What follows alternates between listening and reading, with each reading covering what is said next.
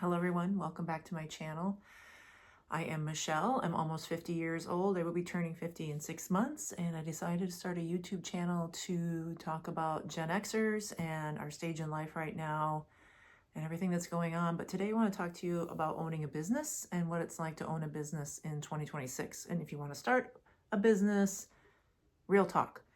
From someone who's owned a business for 15 years. I'm not talking a side hustle. I'm not talking get rich quick schemes. I'm not talking Amazon digital made to order creator stuff. I'm talking, I have a marketing, PR, social media consultancy, and that's what I've been doing for the last 15 years. And how I got into it, a gentleman that I was working for full time asked me to be a consultant for them because I moved to a different state and I don't think they wanted to pay the state employee tax. So he asked me if I would become a consultant, and they would pay me a retainer every month. And that's how I got started. And so I had them as a client for the last 15 years. And then I had clients kind of come and go, but they were always kind of like my steady source of income, which was great. And how I get clients is usually word of mouth. When you do good work and people tell other people about it and people want to help you out, and especially entrepreneurs. I worked with a lot of entrepreneurs. I don't work with entrepreneurs as much anymore. They are a difficult group sometimes to work for. We can talk about that in a whole nother video, but yeah, mostly now I work with corporations or agencies as like a subcontractor under agencies. But 2026 has been really different. I did lose that client. We parted ways back in January of 2026, and that was my biggest source of revenue and biggest source of income. And it's been difficult to try to replace that, and not without me trying. I've gone out there, I'm networking and doing everything. Not probably on LinkedIn as much as people would like to be on. Everyone wants to be on LinkedIn, doing all the LinkedIn things, and it's hard for me to post on LinkedIn. So that's also another video for another day. But yeah, I think with the tariffs was the first thing to kind of hit in the beginning of the year in 2026. Like, many of the people were obviously getting charged more on tariffs, and that had to trickle down, to the consumer. And they were unsure of what the year would bring. And then with the war in Iran, and it just seems like one thing after another, everyone just seems really uncertain. And so hiring a consultant just seems like something that they could easily put on a back burner. So yeah, that's where I'm at right now.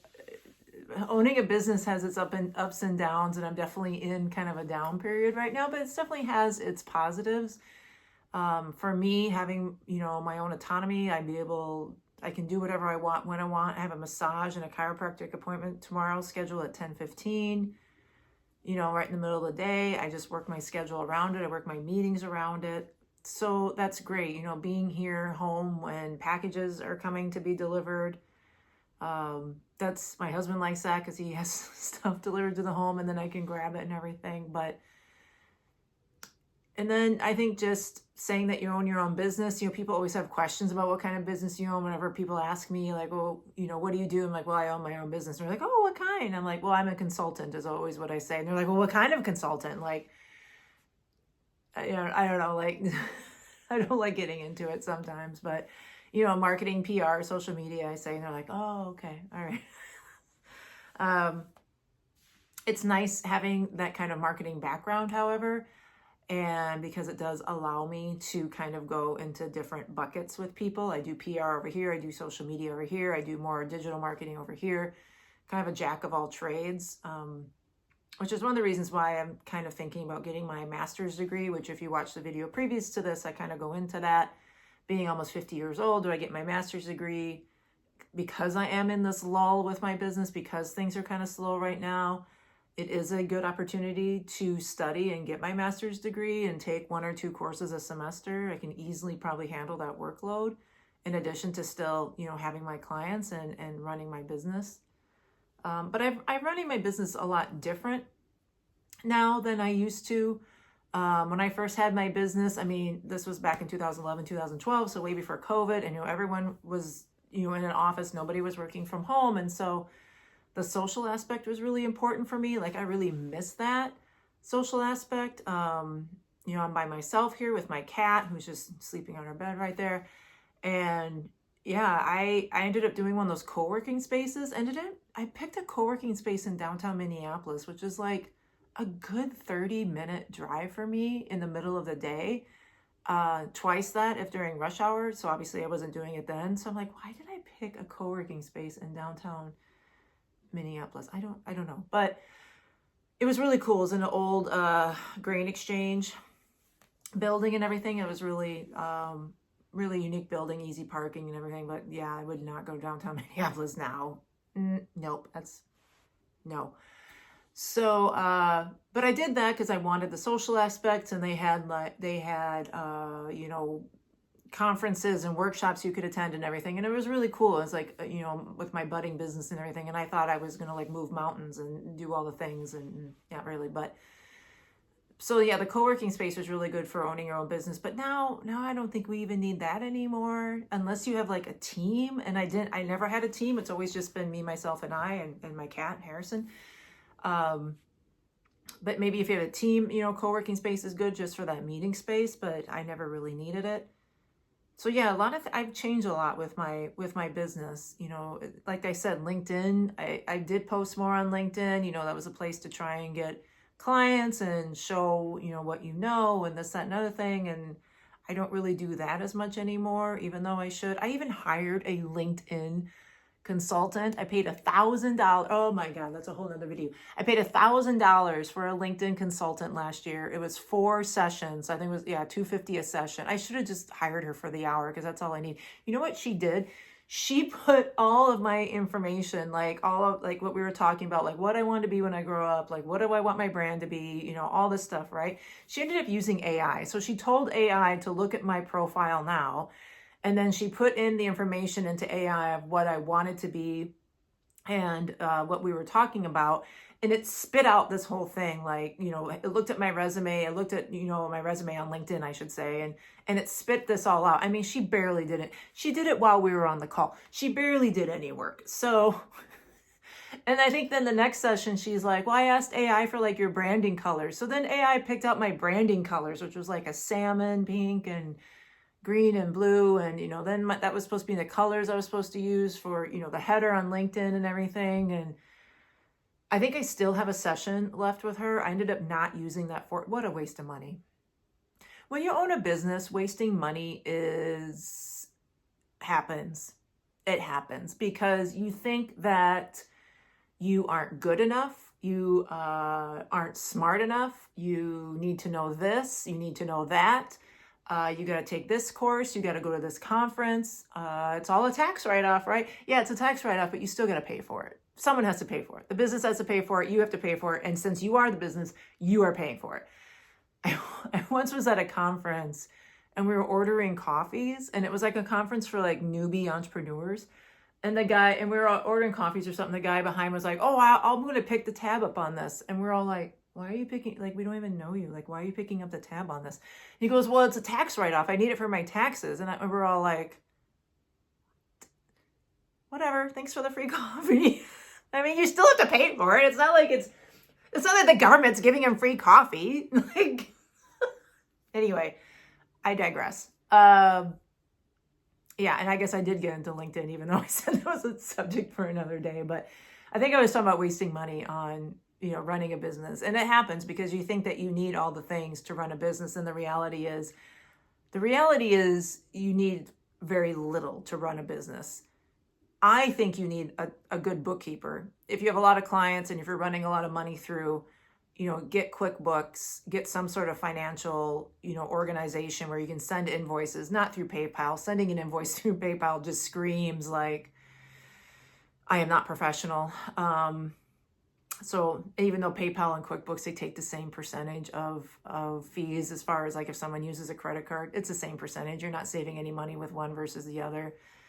But I do think having QuickBooks and having a bookkeeper is extremely important, have everything organized. And I also have a tax accountant. So with, you know, not only do I file for my own business, but obviously I'm filing jointly with my husband too. So having a tax accountant is really important to me as well, and making sure, all the P's and Q's are in order. Because it's not easy. It's not. I mean, can you do it on your own? Can you figure it out? Yes. Even when I'm doing it on my own, my tax accountant is like, okay, you owe the state of Minnesota, this much money. You have to go into the portal and you have to give up, you can't write a check. I like to write checks and send it in the mail, but couldn't do it for this time. And I'm in there and they're like, well, what are you paying? And I thought I was paying ahead for the taxes for 2026. And so I was like, yeah, I'm paying 2026. And then I get a letter from the state of Minnesota saying, you are behind on your taxes. You did not pay your 2025 taxes. Ergo, you have a penalty. And so the penalty was like a lot of money. And then like, you're going to get fined and we're going to throw you in jail. And I was like, oh my God, I paid you the money. What happened to it? So I called the state of Minnesota and the girl was like, oh, well, you put it towards your 26 taxes. You meant for this to be your 25 taxes. Yes. Yes, I did. So I've owned a business for 15 years and you can still screw things up. And even when you have a tax accountant telling you what to do, I can still screw it up because it's scary. It's weird. It's uncomfortable. It's like, what am I doing? I thought I was doing this. And she's like, no, you're paying your 2025 taxes. I'm like, okay.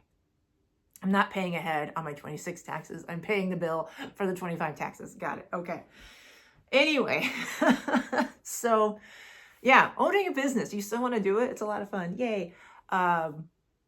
You have very little friends when you own a business. You need to have friends that you can talk to regularly, and hopefully you're on the same page, values wise.